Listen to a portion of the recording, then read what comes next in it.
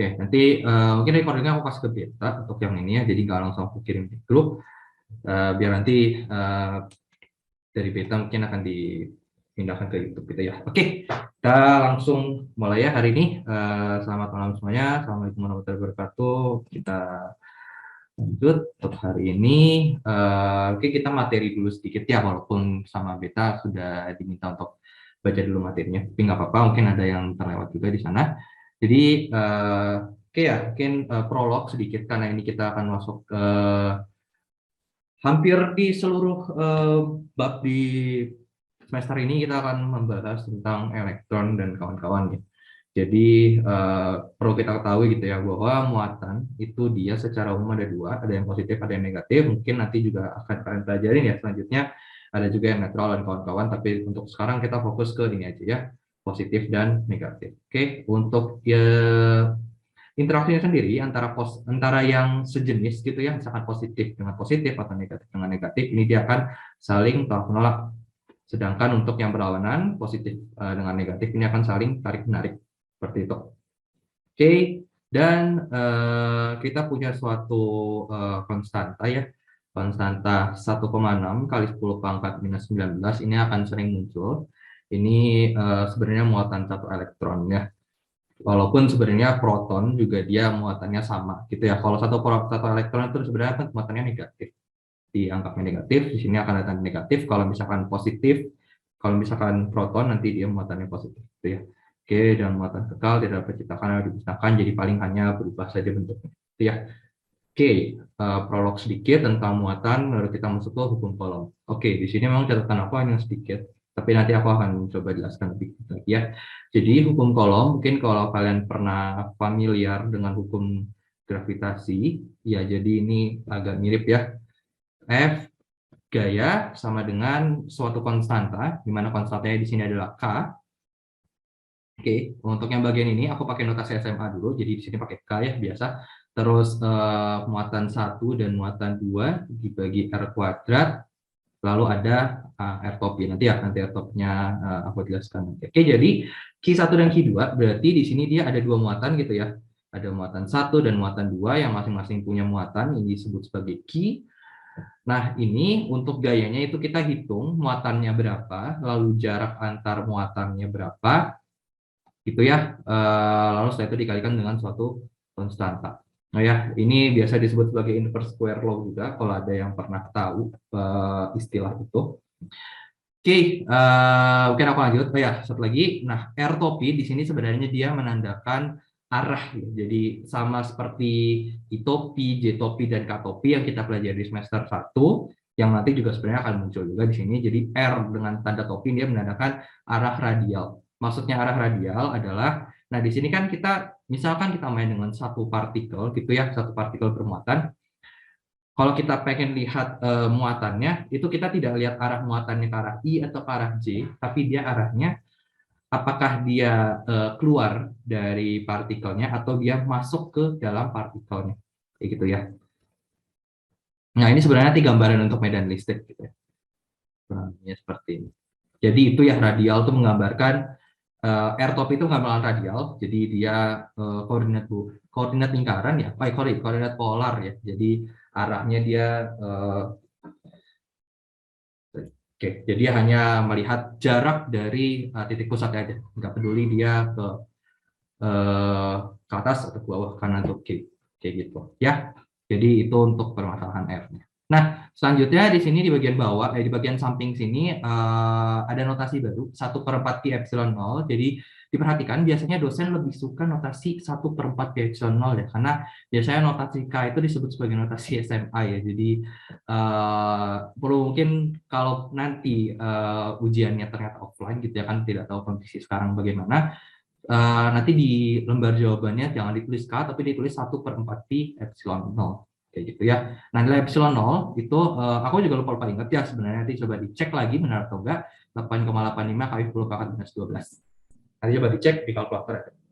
Epsilon 0 ini dia disebut sebagai permisivitas listrik pada vakum ya, tanpa udara. Oke, itu untuk hukum Coulomb. Hukum Coulomb nanti variasi soalnya paling ya posisi dari masing-masing partikelnya aja yang diubah-ubah kayak gitu ya. Oke, terus itu medan listrik. Medan listrik persamaannya seperti ini. Jadi sebenarnya basicnya adalah E sama dengan F dikalikan, aku balik F sama dengan E dikalikan Q, kayak gitu ya. Jadi di sini kan kita punya F-nya tadi dia ada 2 muatan, di sini E-nya kita hilangkan 1 muatan gitu ya. Jadi E itu dia hanya melihat ini ya, kalau F tadi kita melihat 2 partikel, untuk E itu sebenarnya kita hanya melihat 1 partikel saja. Nah, terus kita lihat di sini medannya. Nah, medan itu sebenarnya aku lagi gambar sekarang, yang bentuknya keluar atau ke dalam. Kayak gitu. Nanti ada gambar bagusnya lagi di slide selanjutnya. Itu ya. Oke, jadi persamaannya 1/4 P epsilon 0 atau K kaki per R kuadrat, mungkin yang kalau kalian hafalkan di SMA. Itu ya. Oke, terus selanjutnya medan listrik. Ini kalau tunggal seperti ini, kalau jamak dia berarti kita oh iya, sorry ya, R-nya dari mana? Kalau kayak gitu, kalau bukan dari partikel yang lain, R-nya ya dari posisi kita ngamatin aja gitu ya. Jadi ini sebagai R-nya, tapi dia hanya ada 1 partikel yang bermuatan, kayak gitu. Ya, oke, kalau jamak berarti simpelnya dia ada banyak gitu ya. Kalau ada banyak ya berarti R-nya ada banyak juga gitu ya. R1, R2, R3 dan seterusnya, dan ada Q1, Q2, Q3 dan seterusnya. Jadi I di sini dia menandakan ya muatan keberapa kayak gitu. Terus yang di bawah ini adalah kalau misalkan beda listriknya jamak tapi dia kontinu. Nah, ini nanti sebenarnya lebih dipakai nanti pas kita bahas hukum Gauss ya. Jadi kalau misalnya kita punya kayak suatu surface, ini kan dia surface yang bermuatan gitu ya. Nah, ini kan dia kontinu ya. Berarti kita nggak bisa hitung per 1 titik gitu ya, karena titiknya terlalu banyak. Maka dari itu nanti kita integral kayak gitu. Nah, speaking of surface ya, di sini kita punya yang disebut sebagai distribusi muatan. Nah, jadi kalau misalkan tadi contohnya ya, misalkan suatu sheet gitu ya, di sini suatu lembaran. Nah, ini bisa aja di soal kita nggak dikasih tahu nilai Q-nya, tapi kita dikasih tahu kerapatan muatannya berapa. Ya, rapat muatan, distribusi muatan, sama aja bahasanya kayak gitu ya. Nah, ini nanti bisa kita hubungkan ke Q. Caranya adalah mengkalikan seperti ini.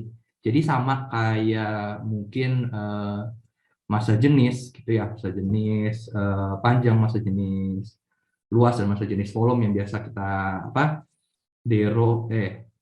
ya rho sama dengan m per v gitu ya. Nah, ini kurang lebihnya sama, cuma untuk muatan gitu ya, bukan untuk massa. Oke, jadi ini notasinya biasanya, sorry ini harusnya rho ya, bukan p ya. Jadi biasanya pakai rho. Kalau untuk distribusi muatan di suatu area itu sigma, atau kalau misalkan dia distribusi muatan di suatu panjang itu dia lambda.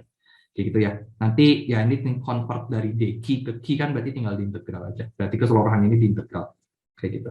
Oke, sama satu lagi yang penting untuk medan listrik adalah medan listrik kalau misalkan di suatu bahan konduktor itu nanti dia akan menempel di permukaannya aja tuh ya. Dia hanya menempel di permukaan aja. Ini contohnya positif gitu ya, contohnya positif. Ya, karena itu juga si konduktor ini dia lebih mudah menghantarkan listrik ya, karena dia lebih terpusat gitu ya di luar. Jadi kalau misalkan ada interaksi dari luar, dari tangan atau gimana, nah ini dia bisa langsung ngalir si muatan. Itu ya. Jadi ini kondisi di dalamnya, jadi dia tidak ada apa-apa, tidak ada muatan kayak gitu ya. Oke, nah ini gambar yang aku janjikan. Ini untuk positif itu dia arah medan listriknya itu selalu keluar ya, keluar dari muatannya. Dan untuk yang negatif itu dia arahnya selalu masuk ke dalam. Nah, ini bisa perlu diperhatikan juga nanti kalau misalkan ada soal yang dia membahas tentang positif dan negatif bersama. Jadi dia sensitif terhadap jenis muatannya ya, sama kayak yang hukum kolom tadi. Oke, terus selanjutnya ke hukum Gauss sedikit. Jadi untuk hukum Gauss kita bahas dulu sebenarnya namanya flux listrik. Dan hukum Gauss sendiri dia adalah total flux listrik ya. Jadi flux listrik itu adalah misalkan kita ya misalkan ini mungkin gambarnya terlalu ini ya, terlalu ya gambarnya tidak terlalu ini ya, tidak normal gitu ya. Kalau misalkan kayak sphere biasa gitu, jadi misalkan kita punya satu partikel lah, gitu. Misalkan kita punya satu partikel, ini berarti partikelnya berarti di luar sini ya.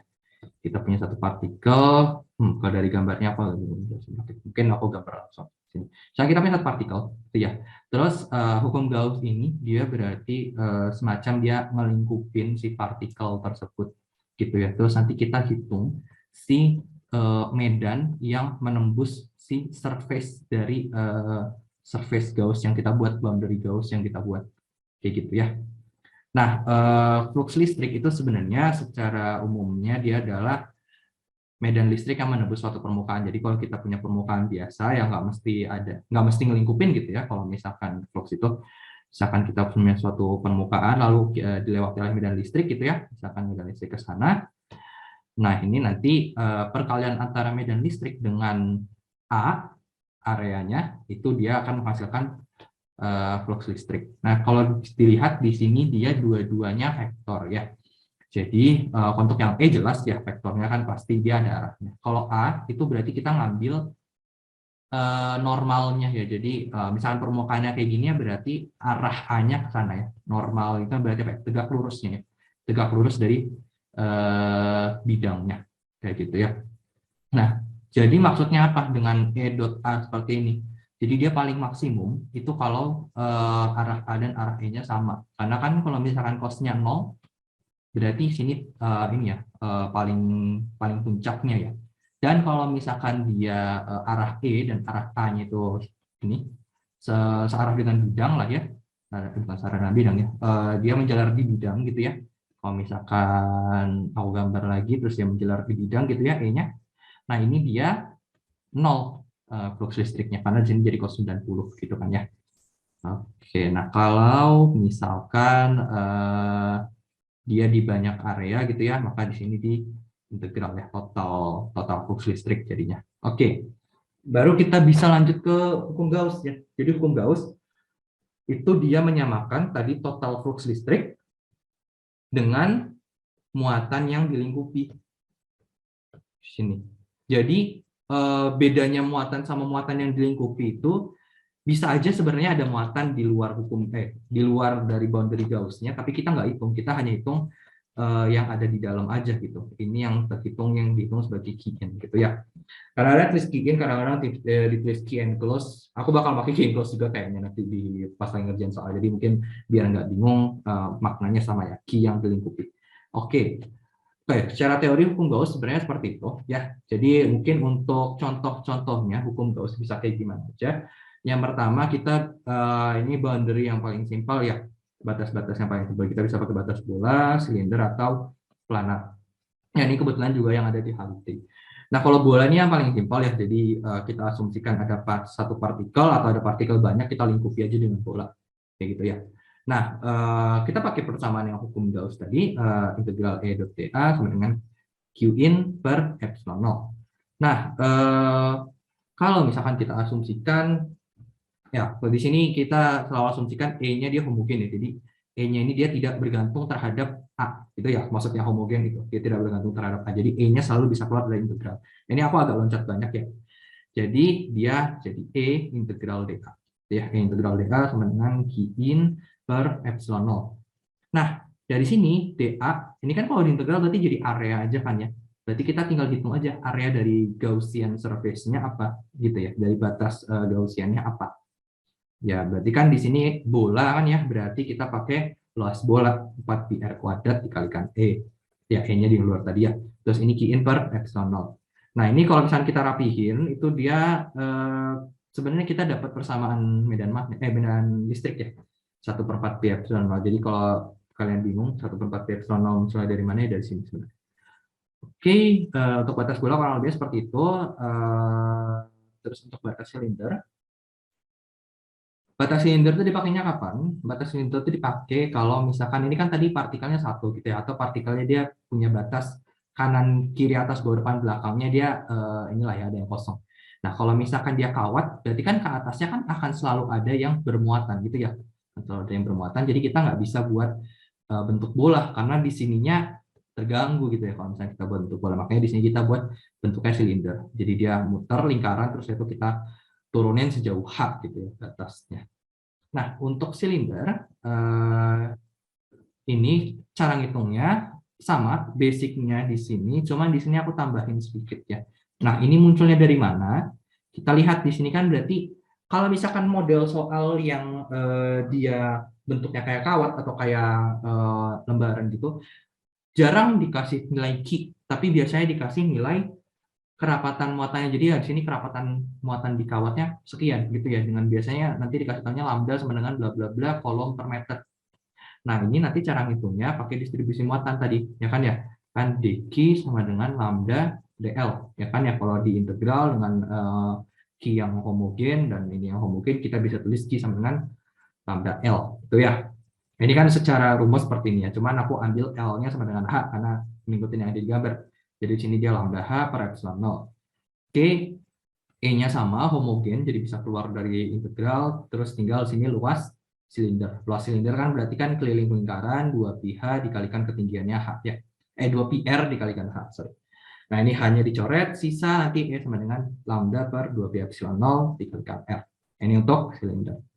Oke, untuk yang planar, kalau batas planar itu dipakai untuk sheet ya, lembaran gitu ya. Kalau misalnya kertas atau kayak gimana, dia biasanya pakai planar. Dan ini biasanya dipakai untuk yang batasnya tahingga, jadi ke atas tahingga, ke kanan, ya ke belakang ini ke belakang dan ke depannya juga tahingga gitu ya. Jadi nggak bisa kita buat gaussnya yang bentuknya bulat gitu ya. Nah kalau kayak gini, berarti sekarang bentuknya nggak terlalu mempengaruhi ya, tapi yang jelas dia dibagi dua antara posisi di kanan dan kiri. Kalau aku biasa senang pakai yang bentuk kotak gitu ya. Tapi ya bebas sebenarnya yang ini tuh. Kotak tapi dia dibagi dua, ada yang di bagian kanan lembarannya, ada di bagian kiri lembarannya. Kayak gitu. Nah, integral EDA itu oke. Awal agak kurang sedikit ternyata ya. Harusnya integral tertutup. Oke. Oke, nanti aku jelasin bedanya apa. Oke. Jadi integral tertutup itu artinya adalah kita melihat integral di suatu lingkup yang tertutup. Gitu. Kan dari tadi kita bahas suatu lingkup yang tertutup ya. Bola itu kan dia tertutup ya. Jadi dia akan punya nilainya gitu kalau misalnya dia tertutup. Terus setelah itu silinder juga tadi kan tertutup ya. Ada atas, ya ada tutup tabung, ada alas tabung dan juga ada si tabungnya sendiri. Terus kalau planar, nah ini ya harus tertutup juga ya. Cuma kebagi dua, makanya aku tadi pakai kubus. Nah, terus kenapa kalau misalkan dia tertutup? Nah, kalau misalkan dia tertutup berarti kita ya kita jabarin aja gitu. Ya berarti di sini kan dia punya 6 sisi ya. Ya udah kita ini aja gitu. Kita analisis per satu sisinya aja kayak gitu. Kita nyari apa tadi? E dot A berarti kita nyari yang searah. Sorry. Iya benar, yang searah ya. E searah A. Ya kita nyari yang E searah A. Kalau misalkan E-nya tegak lurus A itu langsung auto 0. Ya kan ya tadi cos 90. Berarti ya udah kita cek aja ini kan dia berarti arah E-nya ke sana ya, ke kanan dan juga ke kiri. Ya benar ya, arah E-nya ke kanan dan juga ke kiri. Berarti sekarang yang kita cek adalah A-nya, arah normal dari masing-masing luasannya gitu. Oke, yang atas berarti kan ke atas ya. Terus yang luas bawah berarti ke arah bawah. Nah, ini kan dia tegak lurus sama arah E-nya kan ya, berarti 0. Ini 0. Oke. Terus apa lagi? Yang depan sama belakang. Yang depan sama belakang sana sama sana ini juga dia tegak lurus sama E-nya kan ya. Jadi dia 0 juga. Kayak gitu ya. Berarti tinggal sisa yang ke kanan sama ke kiri. Kanan sama kiri kan dia ya oke arahnya sesuai ya. Arahnya sesuai. Jadi ya oke. Berarti ini ada EA ke kanan sama EA ke kiri. Kayak gitu ya. Makanya di sini aku tulis dia 2 EA. Loh, kenapa enggak 0? Kan kanan sama kiri positif sama negatif. Nah, jadi di sini kita sekali lagi kita pakainya adalah tanda kutip koordinatnya bukan kartesian yang kanan positif negatif, tapi yang apa namanya polar ya. Jadi dari sini titik nolnya ke sana positif, sana positif juga, gitu ya. Berarti saling menjauhi gitu ya. Apalagi kan di sini dia ininya positif, kayak gitu. Jadi makanya di sini bukan 0 tapi 2 ya. Oke, terus setelah itu di bagian sini aku tambahin ini, ya karena kita mainan sama benda 2 dimensi gitu ya, berarti di sini kita pakai yang dq sama dengan sigma dA gitu ya. Kalau misalkan semuanya homogen, ini kita bisa tuliskan seperti ini. Makanya aku tuliskan kayak gitu ya. Nah ini maka tadi aku bilang mau bentuknya lingkaran, mau bentuknya silinder juga, ataupun dia kotak kayak gini, nggak ada masalah sebenarnya. Karena nanti akhir-akhirnya A-nya kecoret juga. Jadi kita punya E sama dengan sigma per 2 epsilon 0. Kayak gitu. Oke. Sebenarnya kalau kalian lihat dari tadi kan basicnya sebenarnya dari satu persamaan yang sama ya. Cuman Ya, maksud aku di sini kalian juga bisa nurunin sendiri kalau misalkan nanti seketika kalian lupa. Cuman kalau misalnya memang kalian orang yang lebih senang ngafalin rumus, nah ini rumus-rumus yang sering dipakai kurang lebih seperti ini gitu ya. Oke, untuk teorinya dulu aku cukupkan. Ada yang mau ditanya sebelum kita lanjut ke soal?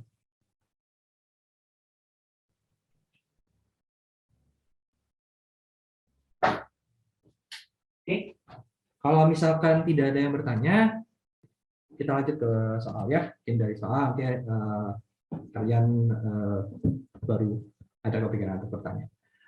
Oke, oke, kita cek nomor satu ya. Oke, nomor satu, minta maaf ya pakai bahasa Inggris karena aku kebiasaan pakai copy dari Haliday tapi lupa ditranslate. Oke, jadi di gambar di sebelah kanan ini dia ada 4 partikel, udah ditandain 1, 2, 3, 4 di sana. Lalu untuk charge-nya, untuk muatannya, dia untuk yang Q1 sama Q4 itu dia Q kecil, terus Q2 dan Q3 itu dia Q besar ya. Lalu di situ juga udah ada panjang perseginya berapa ya, A ya di sana. Oke, berarti kita lihat nomor satu yang A. Di sini ditanya perbandingan Q besar per Q kecil, net electrostatic force itu berarti sigma F ya. Total ya, total force-nya berapa dari partikel. Berapa Q, mana? Oh iya, yeah. Thank you. Thank you. Enggak, Q besarnya ini ya. Oke, sorry. Oke.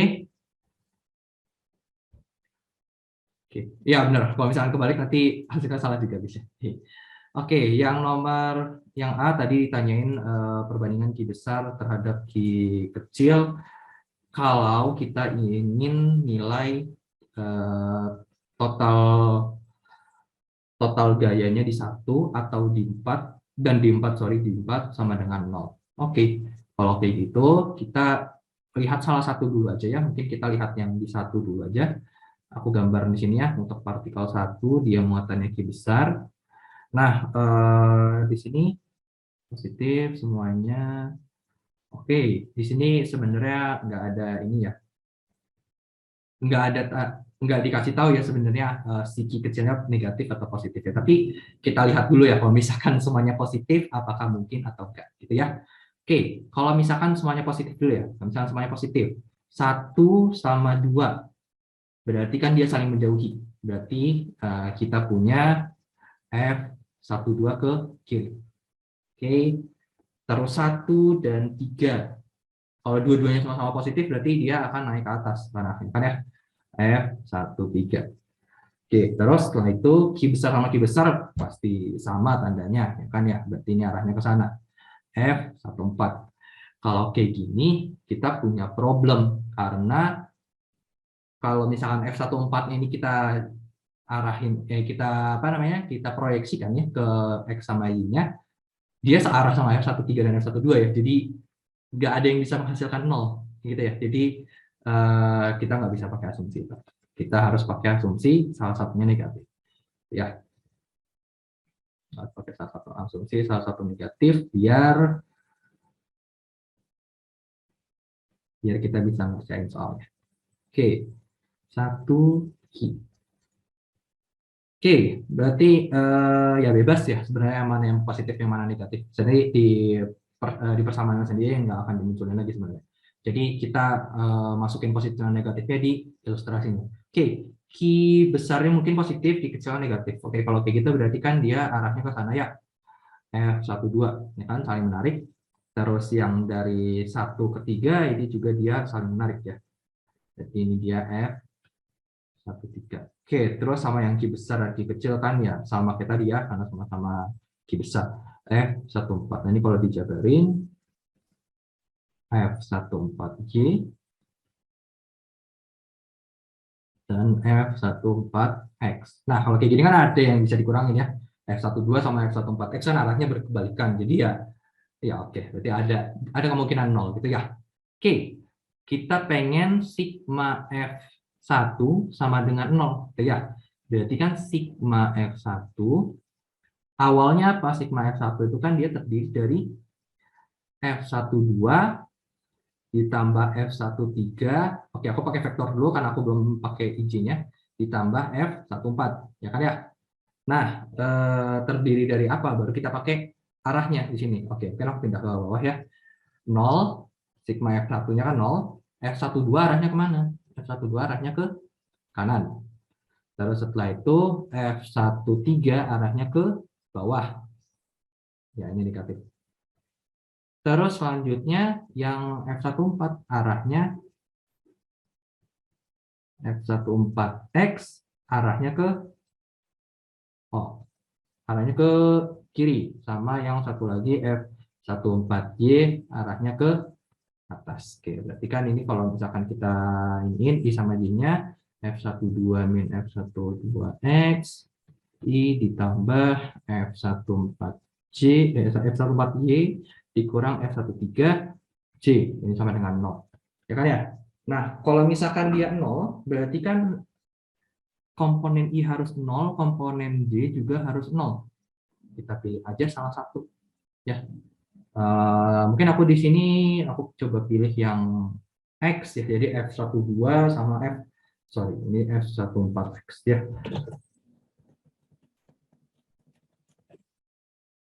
Oke, kalau kita coba kerjakan 0 untuk yang X ya. F12 min F14X. Oke, berarti ini 1/4 pi epsilon 0. Ini kan berarti Q1, Q2, ini R kuadrat, dikurang 1/4 pi epsilon 0, Q1, Q4 per R kuadrat, X, ini X. Berarti kan dia memang proyeksinya kan ya. Berarti kita lihat di sini saat diproyeksikan ke X, ini dia sudutnya berapa? Ya, ini karena persegi ya. Jadi kan kalau persegi, berarti dia sudutnya 45 kan pastikan ya. Jadi aku bisa langsung tulis 45 di sini.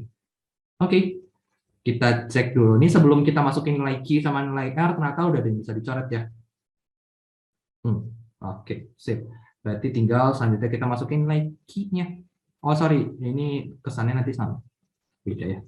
Q1 kan Q besar, Q2 kecil. Ini arahnya udah nggak perlu dimasukin, jadi walaupun tadi kita asumsi Q kecilnya negatif, ya udah biarin aja gitu, dia di situ positif karena kita udah nentuin arahnya tuh tadi pas di ilustrasi, jadi ini biarin aja. Oke, terus setelah itu R-nya, ya berarti jarak dari 1 ke 2 kan ini simpel ya, A kuadrat, terus dikurang sama Q1 Q4, dua sama-sama kuadrat, ya Q1 sama Q besar. Nah, terus tapi di sini R-nya agak beda, karena kan dia enggak kayak gini kan ya, arahnya kan dia nyari yang terdekat ya, berarti kayak gini. Oke, sekali lagi, karena di sini dia persegi, jadi ini kita bisa pakai Pitagoras saja ya. A berarti A akar 2. Tapi ingat, di sana di kuadrat, jadi dia 2A kuadrat ya. Terus itu cos 45. Cos 45 itu kan, oke, aku pakai yang bentuk irasionalnya, tapi udah nggak apa. Nanti akan rasional. Oke, kita udah punya, ya ini tinggal sisanya matematika aja ya. Yang mana yang mau dipindah, bebas. Kan, kebalik. Q besar Q kecil per A kuadrat. Ini A kuadrat bisa dicoret. Terus setelah itu kita nyari apa tadi? Q besar per Q kecil. Ini ada 2 Q ya. Ini hilang, berarti Q besar per Q kecil. Q kecil nggak pindahin ke sana. Terus tinggal sisa ya. Oke, ini 2 akar 2. Oke, yang A-nya kita dapat. Gitu ya. Oke, aku mungkin lanjutin yang B dulu. Baru setelah itu kita, kalau ada yang mau ditanya baru ditanyakan ya.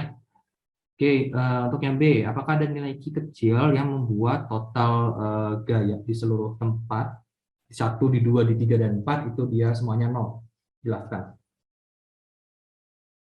Oke, kalau kayak gitu, nah, lihat di A itu kita udah nyimpen suatu angka di mana yang ini ya, Q besar per Q kecil sama dengan 2 akar 2, ini kan pada saat kondisi F1 dan F4-nya sama dengan 0. Kayak gitu kan. Berarti kita tinggal buat satu kondisi lagi di mana F2 sama dengan F3 sama dengan 0. Kayak gitu. Karena kita pengen suatu nilai Q kecil yang suatu nilai Q kecil yang bisa membuat 4-4-nya 0, ya berarti yang ini harus berlaku juga. Dengan kata lain, sebenarnya apakah Q besar per Q kecil pada saat ini sama dengan 0, dia sama-sama 2 akar 2 atau enggak? Kalau enggak, berarti beda. Gitu ya. Enggak ada yang bisa berarti Q kecilnya. Nah, mau nggak mau, kita harus hitung yang F2 sama dengan F3 gitu ya. Oke, berarti aku coba gambar di titik 2 aja. Oke, di titik 2. Oke, 2 Q kecil. Nah, ini kan berarti ada F21, F24 sama F23. Oke ya, ini kan dia Q-nya negatif ya, berarti sekarang dengan Q besar kan berarti dia saling tarik-menarik gitu ya. Lalu terhadap Q kecil dia saling menolak gitu ya. Jadi ini untuk penurunannya sendiri more or less-nya sama ya. Cuman di sini paling bedanya jadi F2 sama dengan F23X dikurang F21I ditambah F23Y dikurang F24 ya, F24J. Oke, kanan ke atas. Oke, sip. Jadi selesai. Oke, sip. Ya, ini kita tinggal pilih salah satu lagi sama kayak tadi. Ya mungkin sama aja lah, kita pakai yang X saja. Di sini 0 sama dengan F23 minus F21 F23X ya, F23X berarti 0 sama dengan 1/4 pi epsilon 0. Terus mungkin aku agak loncat, ini berarti kan dia 2 sama 3. Berarti ini Q kecil dua-duanya, Q kecil kuadrat per 2A kuadrat ya, akar 2. 1 per akar 2, sorry. Dikurang 1/4 pi epsilon 0, Q besar Q kecil per A kuadrat. Oke, kalau dari sini ini bisa dicoret, ini bisa dicoret. Jadi tinggal bisa 0 sama dengan Q kuadrat 1 per akar 2, sorry ini masih ada 2-nya, dikurang Q ini ya. Ini bisa dicoret, ini bisa dicoret. Oke, berarti Q sama dengan Q 1/2 akar 2. Oke, ini kalau misalnya kita selesaikan berarti Q besar per Q kecil sama dengan 1/2 akar 2. Loh, kok beda gitu kan ya?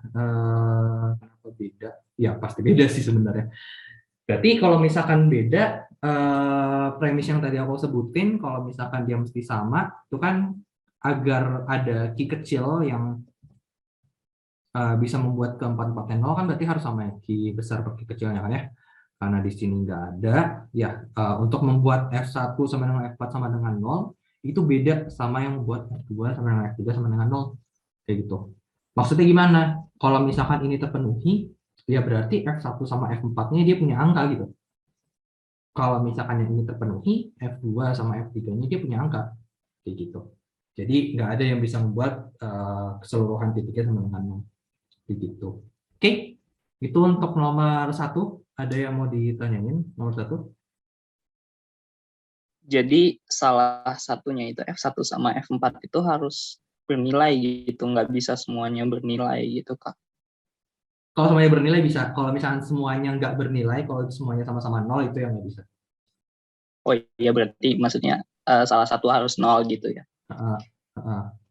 Setelah yang kita dapetin kayak gitu. Sementara permintaan soalnya kan pengennya yang semuanya 0 di mana. Ternyata nggak ada yang bisa. Gitu. Oke, aman? Yang lain? Kalau misalnya nggak ada, aku lanjut ke ini ya, soal hukum kolom lagi satu. Oke, pada satu kristal oke, masalah kimianya aku ini aja, aku cepetin aja. Pokoknya di sini ada suatu atom, kita lihat di sini negatif kan ya. Ini negatif, sisanya positif semua. Positif, positif, positif, positif, positif, positif. Terus di sini ada, ini kan dia kubus ya, berarti ini si panjang kubusnya 0,4 nanometer. Oke, apalagi yang penting dari soalnya, ini soalnya kebanyakan kimia sih, jadi takut bingung. Oke ya, intinya itu berarti ya di soalnya. Oh, di situ. Oke, terus baru masuk ke bagian yang A. Yang bagian A adalah berapa magnitudo dari total gaya yang diterima. Ya, karena dia negatif kan berarti diterima oleh si CL. CL negatif terhadap ke 8 atom CS positif ya. Oke. Nah, karena di sini di 3 dimensi, jadi kita mesti membayangkan terhadap 3 dimensi juga, gitu ya. Oke. Pertama, yang penting kita tahu bahwa kalau misalkan positif sama negatif, berarti dia akan saling tarik-tarik, gitu ya. Oke. Sekarang aku coba ambil satu pasangan aja ya. Nanti biar pasangan yang lainnya kebayang. Oke, mungkin aku ambil pasangan ini sama ini. Kelihatan kan ya pasangannya antara ujung belakang kiri sama ujung depan bawah.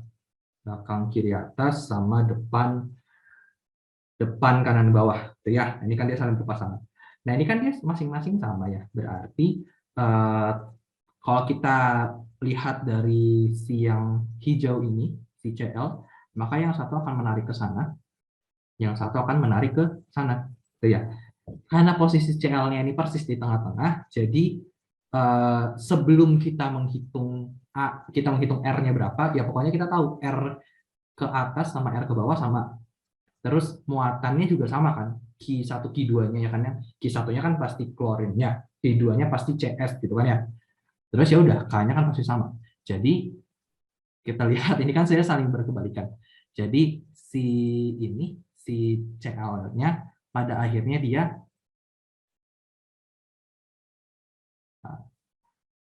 wait. Oke, oke, oke, oke, oke. Misalkan dia kayak gini, ya, oh ya, oke, oke, oke. Sorry, sorry. Ya, kalau misalkan di hukum kolom itu kita masih agak pakai kartesian, ya. Jadi kita masih agak pakai kartesian. Jadi kalau misalkan dia eh, kayak gini tadi berpasangan gini, kayak gitu. Oh ya benar yang tadi. Kalau misalkan dia berpasangan kayak gini, jadi kita nggak ngeliat radialnya, tapi ya udah. Berarti dia kalau misalkan berlawanan langsung cancel out gitu ya. Jadi ini cancel out. Jadi setiap pasangan itu dia yang punya jarak yang sama dan bedanya 180 ya berarti dia cancel out. Berarti ini udah satu pasangan kita punya 0. Terus kita cek pasangan yang ini sama yang depan, ini belakang ya berarti depan sini. Oke, berarti ini juga 0. Udah. Terus setelah itu yang ini berarti sama ini. Ini 0 juga berarti kalau misalnya kita hitung. Terus setelah itu apa lagi ya? Oke, yang ini juga 0 kan ya kalau tahu berpasangan. Oke, berarti after all totalnya berarti ya 0 ya. Berarti 0 ya. Berarti kalau ditanya totalnya berapa ya 0 gitu di sini. Berarti tinggal yang B. Kalau yang B itu dia bahasanya kalau yang B bahasanya ini udah benar nih kayak gini dia kubusnya. Tapi kita ngambil satu atom yang positif dari ujung, nggak bebas ujung yang mana aja, pokoknya ada yang hilang lah gitu ya. Misalkan yang inilah dihilangin. Nah, kalau kayak gitu dia jadi berapa apa namanya total gaya yang diterima sama si CL-nya gitu. Nah, berarti kan kita nggak ngeganggu pasangan-pasangan yang lain kan? Kita cuma ganggu pasangannya kotak tadi. Aku lupa ini. Pasangan-pasangan yang lain kan kita nggak ganggu ya. Tetap punya pasangan kan? Tetap punya pasangan, tetap punya pasangan gitu ya. Apa tadi? Aku pakai apa sih? Lingkaran aja lah. Ini pasangannya juga tetap, cuman si pasangan yang kotak ini kan yang tiba-tiba hilang. Nah, ya udah, berarti sisanya cancel out, terus yang ini ya gayanya yang ini gitu ya. Berarti tinggal kita ngitung hubungan antara satu CL dengan satu CS kayak gitu. Berarti ini F sama dengan 1/4 pi epsilon 0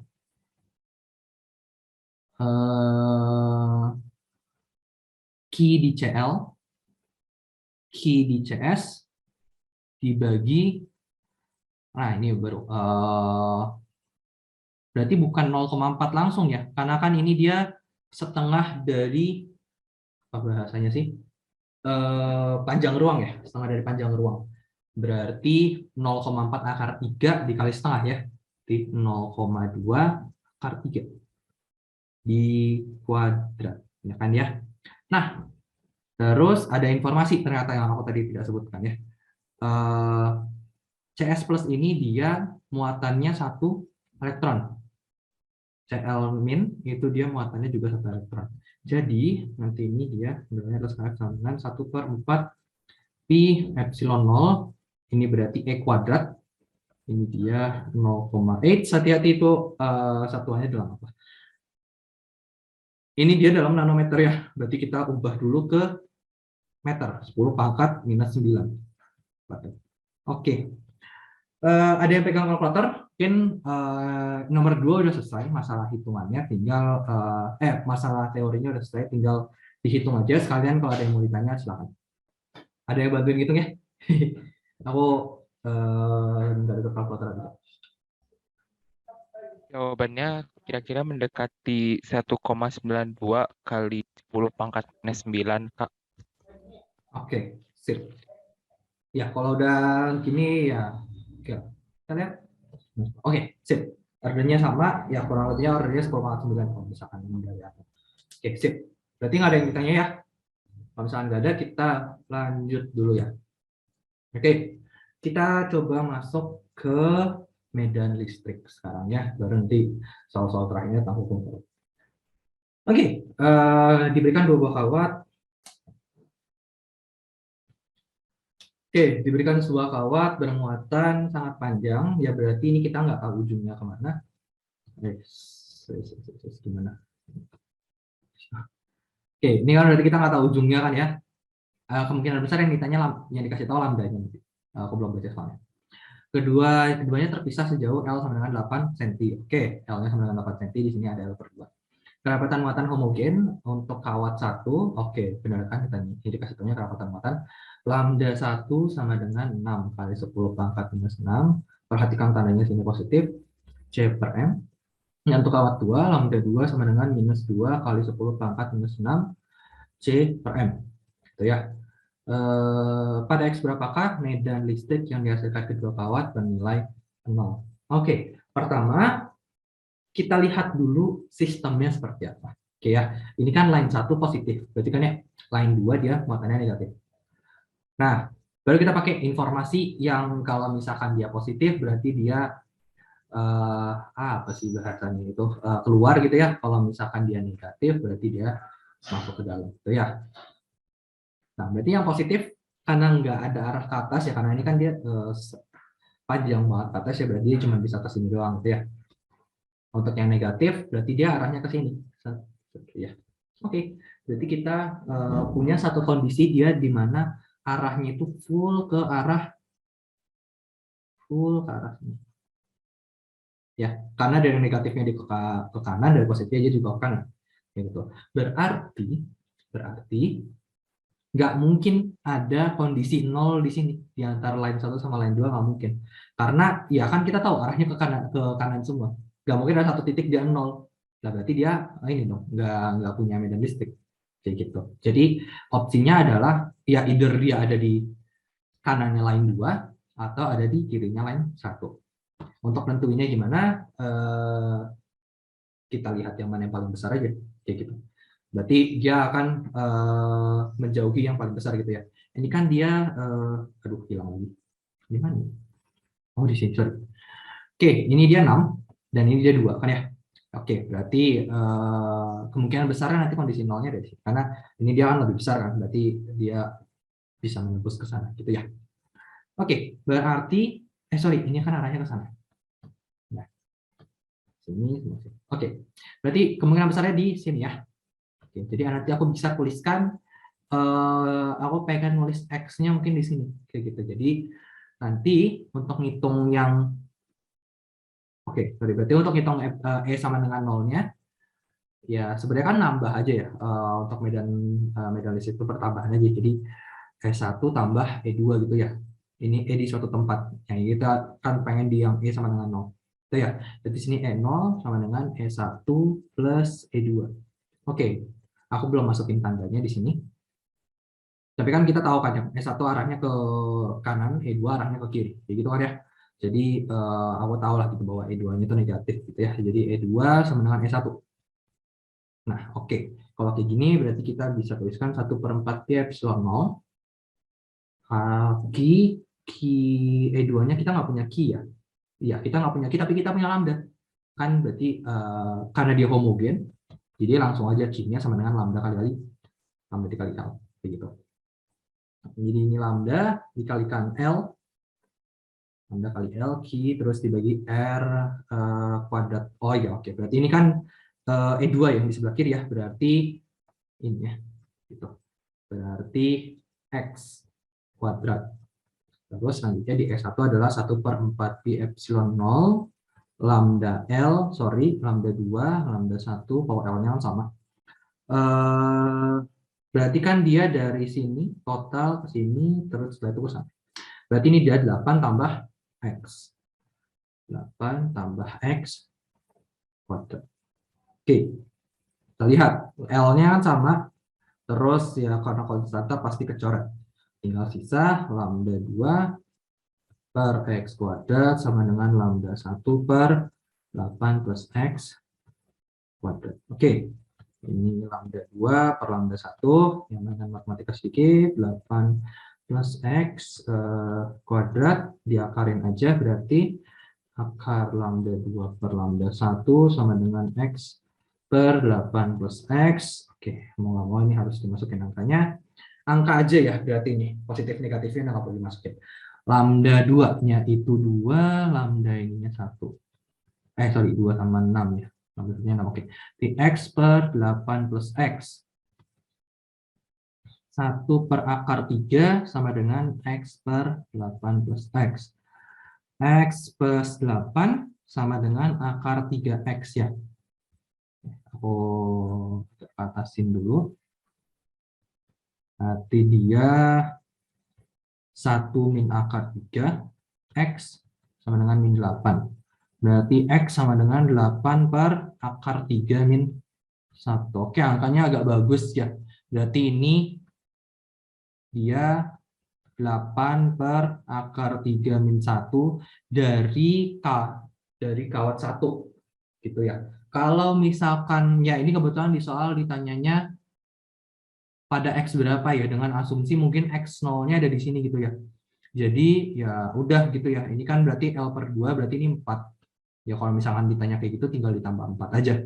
Berarti kalau dari X0, ya dia berarti 4 plus 8 per akar 3 min 1.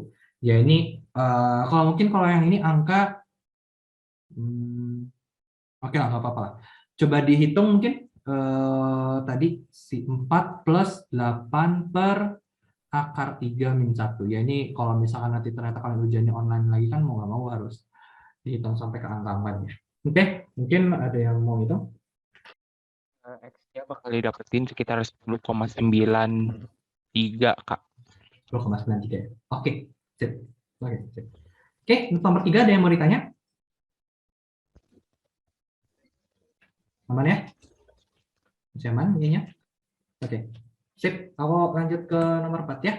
Oke, nomor 4 ini aku sebenarnya nggak bisa bilang soal ini, tapi nggak bisa bilang soal fisika banget ya sebenarnya, akhirnya nanti pas ujian matematika. Cuman, oke, ya. Jadi untuk nomor 4, ini kita punya suatu lembaran yang muatannya seragam dan apa di sini luas 3 lembaran. Oh, oke, sorry, berarti dia ini ya punya sigmanya masing-masing ya, sigma 1, sigma 2, dan sigma 3. Itu ya. Aku biasa harus langsung sigma, ini kerapatan muatannya. Ini kerapatan muatannya sigma. Oke, terus setelah itu apa? Muatannya seragam. Jadi kalau satu positif, semua positif, kalau satu negatif, semua negatif. Oke, terus di gambar B ini dia menunjukkan medan listrik total. Oke, sip. Oke, kita langsung aja kali ya, berapa rasio rapat muatan lembar 3 terhadap lembar 2. Oke, di sini kan kita dari sini kan kita cuma dapat E ya, tapi ditanyanya sigma gitu ya. Jadi mungkin kita buat dulu aja hubungan antara E sama sigma itu sebenarnya seperti apa gitu ya. Oke, sebenarnya agak obvious ya. Kan kita punya persamaan E sama dengan 1/4 pi epsilon 0 Q per R kuadrat ya kan ya. Lalu Q ini sendiri kan dia adalah sigma dikalikan A ya. Ya, sigma dikalikan dA kan untuk dq ya. Berarti kan kita di sini bisa langsung menyimpulkan bahwa E sebanding sama sigma. Jadi ya karena kita nyari perbandingan di sini ya, jadi kita nggak perlu nyari sigmanya, langsung aja gitu perbandingan. Jadi kalau ditanya ini apa rasio rapat muatan lembar 3 terhadap lembar 2 ya sama aja kayak kita nyari E3 per E2 kayak gitu. Oke, baru setelah itu kita lihat gambar yang B. Sorry, gambar A dulu deh. Ini kan dia muatannya seragam ya, muatannya seragam. Berarti kalian boleh ngasumsi negatif, boleh ngasumsi positif. Aku asumsiin positif aja di sini. Ya, yang penting seragam aja. Kalau positif kan berarti dia arahnya keluar. Keluar, ini juga keluar, yang ini juga keluar. Gitu ya. Oke, maknanya apa? Nanti pas ke gambar B baru kelihatan gitu ya. Dan gambar B ada angka kan ya. Oke, kita lihat. Aku mungkin di sini bikin area 1, area 2, area 3, dan area 4. Walaupun nanti kayaknya aku cuma pakai 1, 2, 3 doang. Oke, di area 1 kita lihat kontribusi arah dari lembar 1, lembar 2, dan lembar 3. Kan ya? Berarti ini kan arahnya ke kiri ya untuk yang lembar 1. Perhatikan ya arahnya ke kiri. Untuk yang lembar 2 kan kalau kita terusin terus dia juga ke kiri arahnya. Berarti ini 2 juga sama ke arah kiri juga. 3 sama ke arah kiri juga. Berarti 1, 2, 3 semuanya arahnya ke kiri. Jadi kalau misalkan dinotasikan sini bahwa S1 karena ke arahnya ke kiri mungkin aku kasih negatif. Negatif E1, negatif E2, negatif E3 sama dengan 0. Ya. Terus selanjutnya wilayah 2. Wilayah 2 ini untuk 2 sama 3 sama-sama negatif ya. Sama-sama arahnya ke sana. E2,3. Tapi yang satu dia arahnya ke kanan. E1. Itu ya. Jadi di sini E1-nya positif, E2 dan E3-nya negatif. 3 sama dengan 0. Untuk daerah 3, di sini berarti yang ke arah kanan itu ada E1, ya E1 kan yang benar ya, arahnya ke kanan. E2 jelas, sama ada yang arahnya ke kiri, yang E3. Ya, jadi yang ini, sorry kok 0 sih, aku lupa ngeliat. Sini kan dia udah punya angka ya, 10/5 di sini, terus, iya sorry kebiasaan Halide ya, nggak nulis langsung. 6, berarti ini 5, ini 4, ini 3, ini 2. Sorry, berarti ini bukan 0 ya. 2 kali 10/5. 2 kali 10/5. Ya, Newton per Coulomb. Nah, untuk yang 3, itu S1-nya positif, E2-nya positif, E3-nya negatif, nilainya 6 kali 10/5. Untuk yang daerah 4, sebenarnya ini kebalikan dari daerah 1 ya. Ini semuanya sama-sama positif. Jadi akhirnya balik ke persamaan 1 lagi ya. Positif, positif, positif. Ya. Oke, kita punya 3 persamaan dan juga 3 hal yang kita ingin ketahui. Ya kan, 3 variabel dan 3 persamaan, berarti harusnya semuanya bisa diselesaikan. Jadi ya diselesaikan saja, gitu ya. Oke, kalau kayak gitu mungkin dari sini dulu kali ya. Dari sini aku bisa tulis minus E2 minus E3 sama dengan E1. Ya kan ya? Berarti dari sini aku bisa tulis E1 plus E1 sama dengan 2 kali 10/5. Berarti E1-nya sama dengan 1 kali 10/5. Sayangnya yang kita cari bukan E1, tapi E2 dan E3. Jadi kita substitusi 2 ini. Minus E2 minus E3 sama dengan 2 kali 10/5 dikurang 1 kali 10/5, berarti 1 kali 10/5. Terus selanjutnya E2 min E3 sama dengan 6 kali 10/5 dikurang 1 kali 10/5, berarti 5 kali 10/5. Oke, saya ngomongnya pakai min. Oke, terus ini ya bebas kurang atau positif. Kalau dikurang berarti ini yang hilang. Ini berarti jadi minus 2E2 sama dengan 1 minus 5 berarti minus 4. 10/5 berarti E2-nya sama dengan minus 2 kali 10/5. Terus selanjutnya E3 ya. Berarti oke, di sini nggak bisa ya. Oke, berarti di sini minus 2 kali 10/5, aku pakai persamaan yang ini. 2 kali 10/5 dikurang E3 sama dengan positif Sorry, ini negatif, ini positif. Yang bisa. 2 kali 10 pangkat 5 dikurang E3 sama dengan 5 kali 10 pangkat 5. Berarti E3-nya sama dengan negatif ya, negatif 3 kali 10 pangkat 5. Oke, berarti kita dapat. Nah, di sini ditanya rasio rapat muatan ya. Di sini sebenarnya kurang jelas ya, ditanyanya tuh inginnya eh, dia negatifnya masuk atau enggak gitu ya. Cuman kalau rasio sih biasanya dia negatifnya nggak masuk ya. Jadi mungkin ini dimutlakin aja. Jadi udah, ini kan berarti dia tadi E3-nya 3 kali 10 pangkat, sorry, negatif 3 kali 10 pangkat 5 per 2 kali 10 pangkat 5. Nah, ini berarti hasilnya setelah dimutlakin berarti dia 3 per 2. Oke, nomor 4 kayak gitu. Nomor 4, ada yang mau ditanya?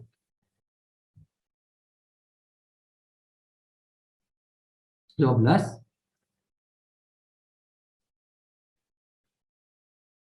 Oke, kalau misalkan tidak ada yang bertanya, berarti akan lanjut. Kita sekarang masuk ke hukum Gauss ya.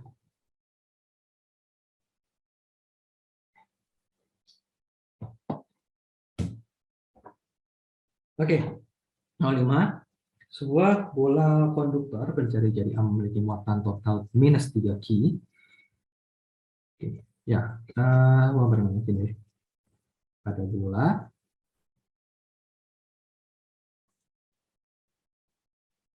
Oke, buat yang baru gabung, ini aku lagi bahas soal hukum Gauss, jadi nanti mungkin teorinya bisa lihat dari rekaman atau mungkin sambil ngerjain soal kita sambil bahas lagi ya. Oke, jadi ini bola konduktor, terus muatannya minus 3 Ki. Gitu ya, konduktor kayak gitu. Terus selanjutnya ada rongga dulu, ya. Ada rongga, terus setelah itu di jarak B sampai jarak C itu dia ada kulit isolator.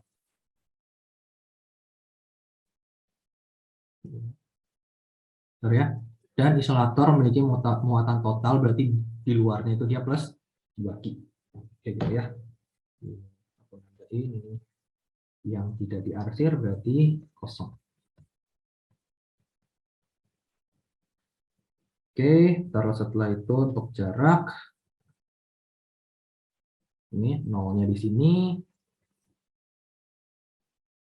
lalu ini A, lalu ini B, dan yang ini C. Ya. Oke.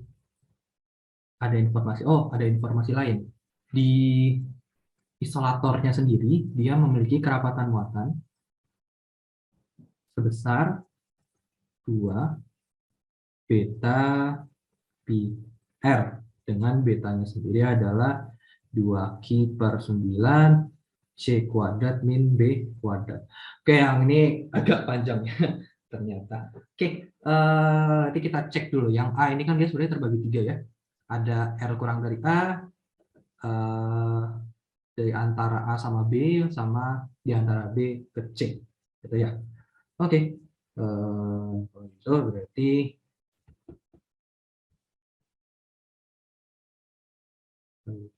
oke. Oke, kalau itu berarti yang kurang dari A dulu ya. Untuk yang R kurang dari A. Oke, jadi kalau muatan konduktor, untuk bola konduktor, apapun yang konduktor, nggak mesti bola. Ya ini aku ngulang materi yang tadi. Dia muatannya semuanya berada di permukaannya. Sedangkan permukaannya kan ada di A tadi kan ya. Berarti kalau kurang dari A, dia nggak ada muatan sama sekali. Gitu ya. Jadi kita nggak perlu pakai hukum Gauss. Yang ini kita langsung tahu sama dengan 0. Begitu. Aman, selesai.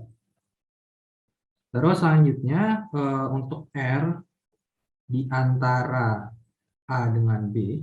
Nah, ini kan berarti dia di rongga. Nah, di rongganya sendiri kan nggak ada muatan. Tapi, kalau kita buat boundary Gauss-nya, kita buat Gaussian surface-nya, ini dia melingkupi muatan konduktor tadi. Nah, si muatan konduktor tadi kan minus 3 Ki. Nah, ini cara ngitungnya pakai hukum Gauss. Berarti yang integral E dA sama dengan Ki in per epsilon 0. Kayak gitu.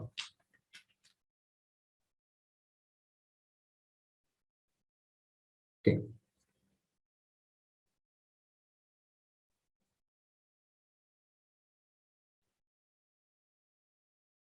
Terus selanjutnya, oke,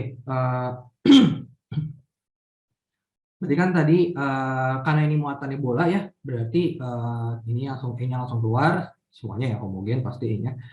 Terus A-nya berarti kita pakai permukaan lingkaran ya, 4πr kuadrat. Terus Q-in-nya ya berarti yang dilingkupinya apa? Muatan di konduktor, ya kan ya, berarti minus 3Q gitu ya. Minus 3Q per epsilon 0. Epsilon 0 aku langsung pindah ke atas saja. Oke, yang ditanya E ya, berarti E sama dengan, sudah pindah lagi. Oke, 1 per 4 pi epsilon 0, ya biar modelnya mirip sama kayak dan listrik ya. Per pi epsilon 0, Q per minus 3 ini R kuadrat. Kayak gitu ya. Oke. Oke ya, jadi untuk dari A sampai ke B itu R-nya bentuknya seperti itu ya. Jadi sebenarnya ngerjain pakai ini bisa ya, ngerjain pakai medan listrik biasa bisa ya. Tinggal kita tulis masukin aja key-nya sama dengan 3 key kayak gitu. Oke, selanjutnya kita baru ngerjain yang dari B ke C. Nah, ini yang butuh pemahaman tentang hukum Gauss yang lebih deep, gitu ya. Oke, kalau dari B ke C sama aja sebenarnya. Basic persamaannya sama-sama EDA sama dengan Qin per epsilon 0. Bahkan yang sebelah kirinya, ruas kirinya pun juga sama. Sama-sama kita bisa tulis 4 PR kuadrat E sama dengan Qin per epsilon 0. Karena kita akan bikin boundary Gauss-nya juga ya lingkaran juga, karena kan bola gitu ya. Tapi ini yang jadi problem. Dia ada kerapatan muatan. Dan kerapatan muatannya bergantung terhadap R. Kayak gitu. Nah, jadi aku akan kerjakan Qin-nya terpisah dulu ya, biar nggak terlalu panjang persamaannya. Jadi Qin akan aku tuliskan dia sama dengan integral rho dv. Rho-nya ini muatan ya, kan tadi muatannya rho r ya. Jadi ini dia integral dari 2 beta ir dv. Nah, sebenarnya kan di sini areanya nggak berubah ya. Dan kita tahu V itu kan dia sama dengan apa? Area bola dikalikan R ya. Area apapun dikalikan R gitu ya. Jadi kita tahu areanya nggak berubah. Areanya tetap area bola terus gitu kan ya. Areanya tidak bergantung terhadap R. Jadi ini aku tulis 2 beta pi R. Terus ini 4 pi R kuadrat dikalikan dr gitu ya. Nah kalau ini lebih enak ya. Sebenarnya kayaknya ada alasan dari matematika, kayaknya ada alasan yang lain juga sebenarnya bisa langsung 4 PR kayak gini. Sebenarnya aku agak lupa. Oke, kita masukkan sekarang. Oke, betanya dicek dulu. Betanya dia bergantung terhadap R atau enggak? 2Q per 9 C kuadrat per B kuadrat. Oke, enggak bergantung terhadap R. Berarti sisanya kita keluarin aja dari integralnya. Berarti 8 2 kali 4 beta pi kuadrat. Udah, nggak ada lagi. R pangkat 3 dr. Ya, berarti kita, oh sorry, ini dia punya batas ya. Tentu aja batasnya dari B ke C gitu ya. Jadi nanti nggak plus C gitu ya modalnya. B, C, B, C gitu ya. Oke, berarti ini dia sekarang jadi 8 beta pi kuadrat seperempat R pangkat 4 C B. Ya kan ya? Berarti ini dia jadi 2 beta pi kuadrat C pangkat 4 min B pangkat 4. Cuman kita belum masukin nilai betanya dari tadi. Nilai betanya kan tadi 2Q per 9 C kuadrat min B kuadrat. Berarti 2, aku langsung aja 4 per 9 Q, ada Q nggak ya? Pi kuadrat C pangkat 4 min B pangkat 4. Gitu ya.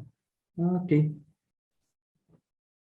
Terus ya udah berarti tinggal dimasukin. Ini cuma agak panjang ya. Muat nggak ya? Mau gambar sini aja langsung. 4 pi r kuadrat kalikan E. Mungkin epsilon nolnya aku pindahin ke sini biar nggak ada per.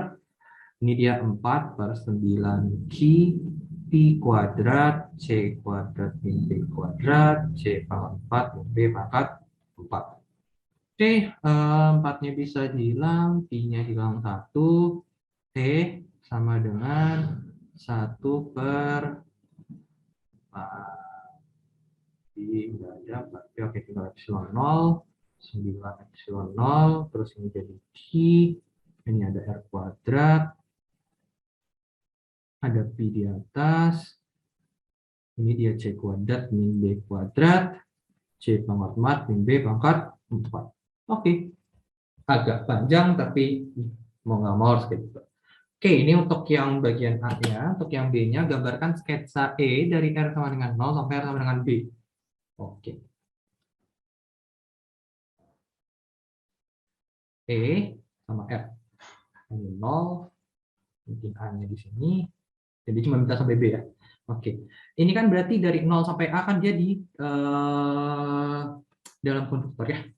Berarti kalau dia di dalam konduktor, ya udah, ini aja tinggal gitu ya. Terus setelah itu pas di A dia baru net gitu ya ke nilai tadi berapa nilainya? Oh ya, berarti nilainya ini ya. Apa? 1/4 pi epsilon 0 3 Q per A kuadrat negatif ya, tanda 3 Q negatif. Nah terus kan dia niatnya dari A ke B kan dia makin lama makin turun kan ya, karena dia di sini kebergantungannya R kuadrat, seper R kuadrat ya, jadi ini turun terus sampai nanti akhirnya dia jadi minus 1/4 pi epsilon 0 3 Q per B kuadrat begitu. Oke. Begitu aja untuk yang nomor 5. Oke, ada yang mau ditanya nomor 5?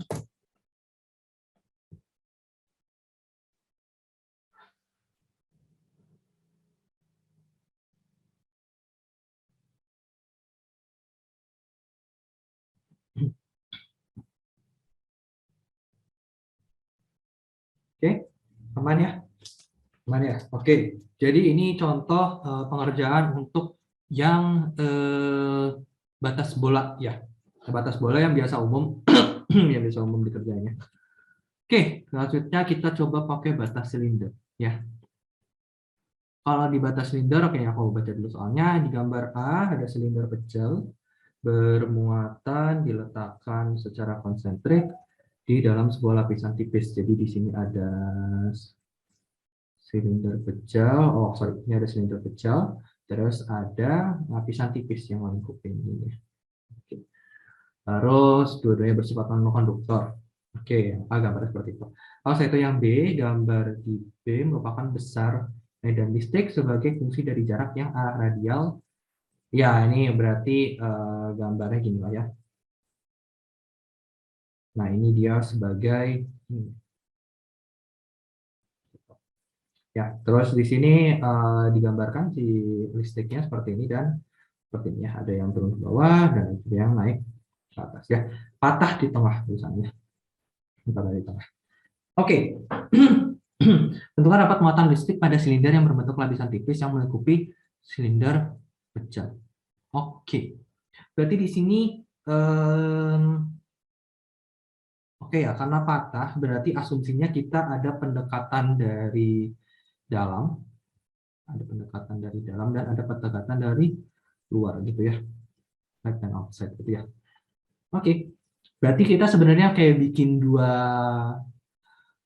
dua batas Gauss, di mana batas Gauss yang pertama itu dia ngelingkupin sampai ke inside-nya aja, dan batas Gauss yang kedua itu dia ngelingkupin sampai ke bagian yang sampai ke bagian yang outside-nya. Kayak gitu ya. Nanti selisih dari itu yang kita akan dapatkan dia sebagai si E untuk lapisan tipisnya. Oke ya. Jadi ya tadi ya saya bilangnya E di lapisan tipis itu dia sama dengan E outside ya. E outside dikurang E inside. Ya. E outside dikurang E inside. Jadi ya kan kita tahu di outside-nya berapa di situ. Oke, udah terlalu banyak coretan apa di sini. Ya, sorry. Oke, berarti kalau kita lihat di sana, nah ini seperti biasa grafik Holiday dia keterangan angkanya di soal. Berarti ini 3, ini 2, ini 1, ini min 1, ini min 2, ini min 3. Berarti dia di sini dia min 2 garis bawah 3. Berarti minus 2000 ya. Karena setelah itu dia lapisan tipisnya adalah dari inside-nya itu adalah 1000. Ini jadi lapisan tipis. Ini berarti dia minus 3000 sama dengan lapisan tipis. Tapi kita bukan nanya lapisan tipisnya ya, tapi nanya si ininya ya, rapat muatannya. Oke. Berarti kita pakai pendekatan Gauss lagi. Cuman di sini kita pakai Gauss yang silinder. Itu ya, kita pakai Gauss yang silinder. Oke. Kalau kalian hafal bagus, kalau enggak karena aku nggak hafal, jadi aku bakal ngulang lagi nurun. Oke, integral EDA sama dengan Qin per epsilon 0. Berarti dia area ininya berarti 2πr dikalikan H kalikan E kan ya, luas permukaan dikalikan Qin-nya berarti kita pakai karena di sini ada rapat muatannya, berarti ini ya lambda dikalikan lambda dikali H berarti per epsilon 0. Oke, mungkin ada yang nanya kenapa aku pakainya silinder, karena gini kan walaupun dia memang bentuknya silinder gitu ya, mungkin dipikirnya ya ini berarti kan permukaan gitu ya, tapi kan silinder kan kalau kita zoom out lama-lama kan kayak kawat ya.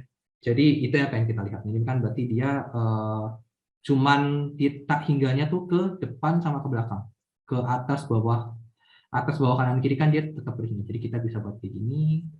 Jadi nanti si Gauss-nya bentuknya silinder. Itu ya. Oke, ini lambda dikali H coret berarti E sama dengan lambda per 2πr epsilon 0. Oke, berarti ini dia lambda per 2πr epsilon 0 sama dengan minus 30. Oke, udah dapat lambdanya berapa? Lambda sama dengan minus 3000 dikali 2πr. Sorry, R-nya kita juga bisa dapat ya. R-nya kan di sini dalam sentimeter 3,5 ya, berarti 3,5 kali 10 pangkat minus 2 epsilon 0. Nah, itu dia epsilon 0. Oke, silakan coba kalau ada yang bisa ngitung, silakan. Oh ya, sama kalau misalnya ada yang mau ditanyain, sok aja. Udah selesai. Nomor 6. Sorry. Jadi, gimana? Ada yang mau coba ngitung? Kalau misalkan udah nggak ada yang ditanya, berarti coba dihitung aja. Ya, tadi takut nggak kelihatan di bawah ya. Epsilon 0 kalau nggak salah 8,85 kali 10 pangkat minus 12. Tapi coba cek di kalkulator masing-masing. Ya, kalau misalkan memang kesulitan nggak apa-apa sih. Ini konsepnya tinggal ininya aja sih, tinggal perhitungan aja. Kayak gitu. Ya, di pokoknya cara ngitungnya gitu ya. Tinggal dihitung aja sebenarnya kalau masalah angka amat. Oke, mungkin aku coba lanjut ya. soal nomor 7. Kalau tadi kita udah bahas yang bola sama yang silinder, kita coba bahas sekarang yang bentuk planar. Ya, nanti kita akan pakai yang planar. Agak spoiler sudah. Oke, sebuah bola bermasa 1 mg. Di sini ada bola. Masanya 1 mg. 10 × 3 aja langsung. Oh, kan harus ke kilogram ya. 10 × 4 × 6 kilogram. Dengan Q-nya adalah 2 × 10⁻⁸ kolom. Terdistribusi muatan melalui volumenya. Oke, aman lah. Berarti kita bisa anggap partikel titik juga boleh gitu ya.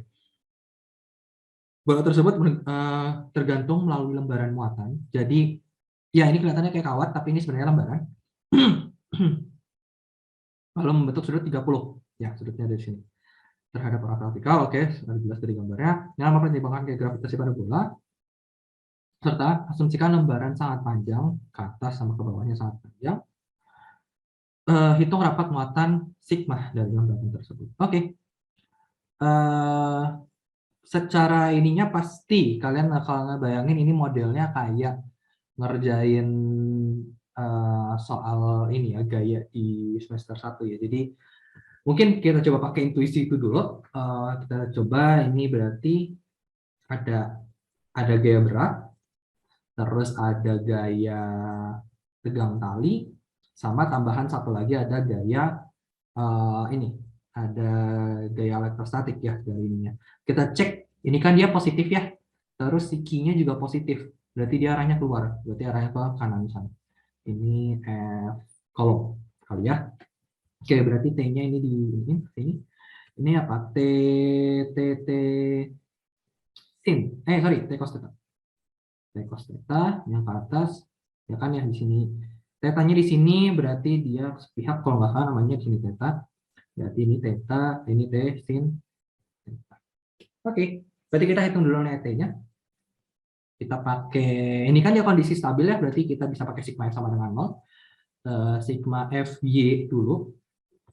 Sigma FY sama dengan 0, berarti 0 sama dengan T dikalikan cos 30 dikurang W-nya berarti 10⁻⁶ dikali 10⁻⁶ dikali, oke aku simpel dulu aja ya, karena aku nggak ada kalkulator, 10 ya gravitasnya.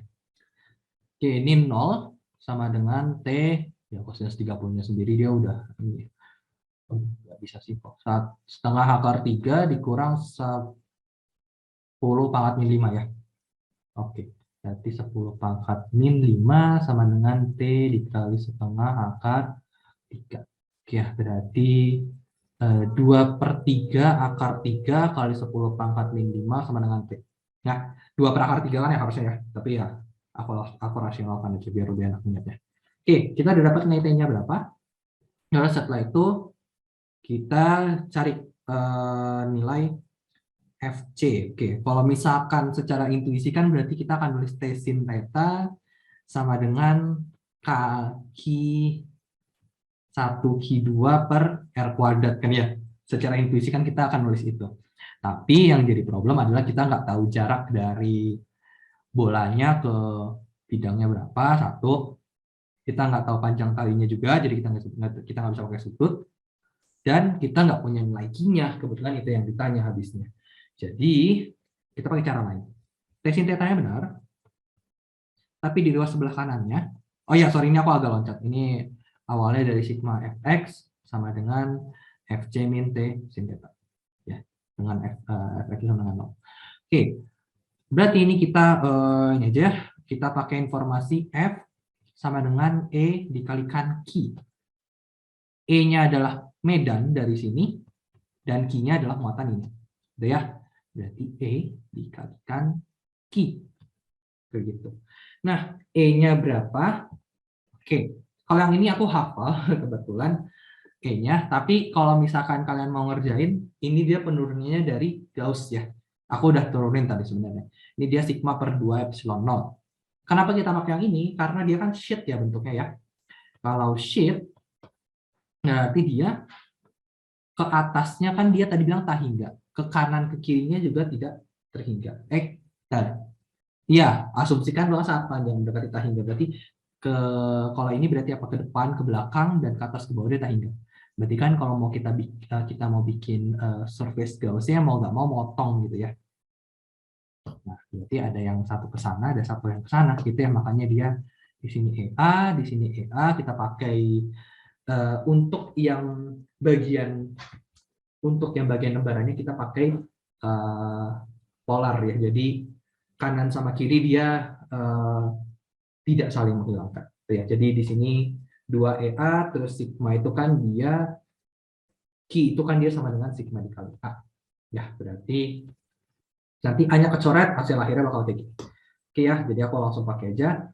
T-nya tadi 2/3 akar 3 sin 30 itu setengah. Terus setelah itu E-nya tadi kan sigma per 2 epsilon 0 dikalikan 2 kali 10 pangkat minus 8. Oke, ini sebenarnya aku nggak tahu, nggak bisa ngitung epsilon di luar kepala, jadi mungkin aku sampai ke per epsilon ya. Oke, berarti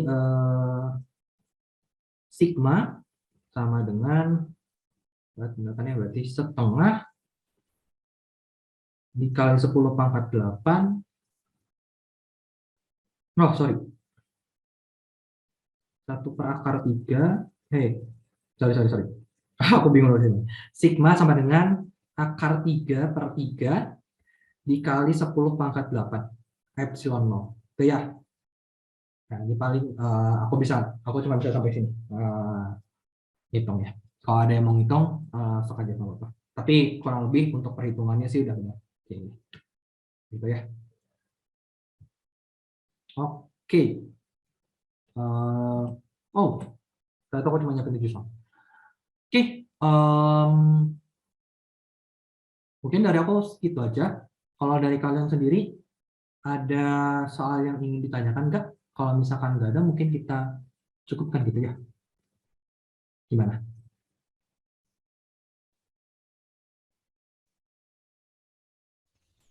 Kak, cuma mau nanya, ini kenapa pakai yang apanya sih?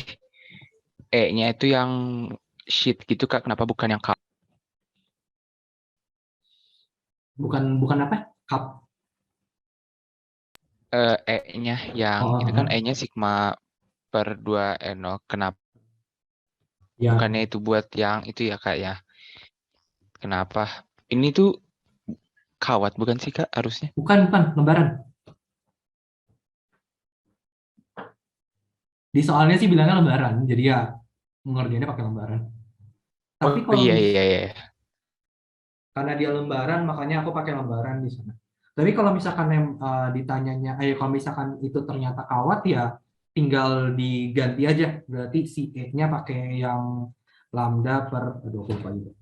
Jadi apa? Lambda per 2 PR epsilon 0. Cuman dari R-nya nanti kita harus nggak tahu galinya dari mana lagi R-nya. Berarti R-nya bisa dari mana ya? Panjang kalinya nggak ada di sini. Kalau panjang kalinya siapa? Mana? Ya ini karena kebetulan lembaran jadi informasinya cukup gitu. Oke, gimana? Ada lagi yang mau ditanya? Oke, kalau dirasa cukup, mungkin aku cukupkan untuk sekarang.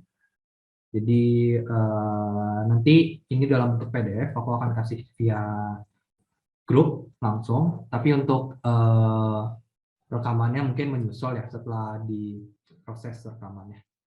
Oke ya, terima kasih.